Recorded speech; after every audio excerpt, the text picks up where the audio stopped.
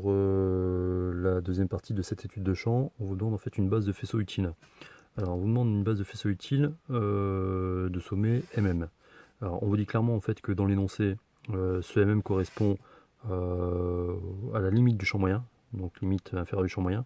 Alors clairement, on peut déjà à partir de ça répondre même à cette question sans avoir fait le dessin, puisqu'on vous parle de champ moyen. Donc ce qui est le plus proche de 50%, c'est effectivement le 48 qui est ici. Donc maintenant, la base de faisceau utile, on vous demande de la faire dans la coupe CC. Donc qui est simplement la coupe, le CC, la coupe CC correspond au plan du diaphragme 2. Donc ce qu'on peut simplement faire déjà, c'est reporter ce diaphragme numéro 2 dans la vue de gauche, chose que j'ai faite ici. Et ensuite, donc il va falloir projeter D'0 dans D2 avec un sommet mm. Ce qui veut dire que on va simplement avoir deux éléments qui sont ici, qui vont se rapprocher de mm, et à l'endroit où ça va couper le plan CC, on va récupérer la base de faisceau utile. Alors, ce qu'on peut faire, c'est soit faire les sommets, les extrémités de D'0 et les projeter à partir de mm dans le plan de D2 et récupérer en fait deux extrémités. Soit, et c'est plutôt ce parti-là que je vais prendre, c'est de projeter un centre et un bord. Alors pour projeter le centre, alors je vais garder le vocabulaire qui est utilisé pour le diaphragme. Donc le diaphragme il s'appelle D'0. Donc ce qu'on va faire, c'est qu'on va nommer le centre au prime 0 et le bord supérieur, on va le nommer R'0, R pour rayon. Et donc simplement on va projeter ces deux éléments-là dans des deux à partir de MM. Donc on fait simplement une demi-droite, comme ça. Alors je vais simplement faire les éléments qui me permettent de donner les réponses. Donc on fait une marque au niveau de F'0, une marque dans des deux. Et ça permet de récupérer la projection du centre dans des deux. Donc la projection, on va la nommer oméga 0.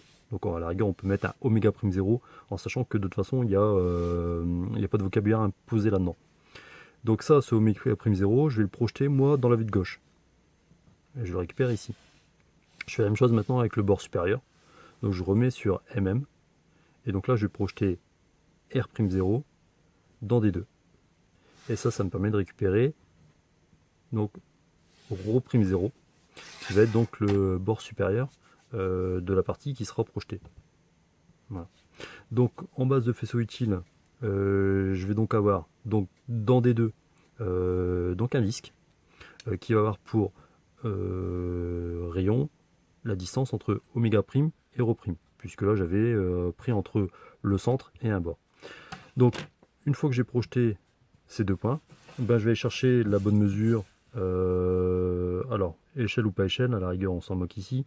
On va simplement récupérer le bon cercle. Voilà. Et donc la base de faisceau utile, c'est la partie qui va être commune aux deux éléments. Donc on va colorier la partie qui est commune aux deux. C'est-à-dire qui se trouve à la fois dans le cercle des deux et dans le cercle qu'on a projeté, qui est une projection en fait ici, projection de D1. Alors pas D1, mais il est nommé D'0. Voilà. Alors pour la suite, c'est un peu plus délicat. Alors oui, effectivement, il faudrait peut-être revenir là-dessus. Il ne faut pas oublier que ici, ce qu'on a là, c'est une projection de la pupille. La projection de la pupille dans la lucarne. On se rend compte que la partie commune, qui est ici, représente à peine la moitié de la pupille ici. C'est-à-dire que si on avait fait la même chose avec en sommet, au lieu d'avoir MM, mais par exemple le centre, le PLM, c'est-à-dire le champ de pleine lumière, on aurait eu en fait le petit disque ici inclus dans le grand.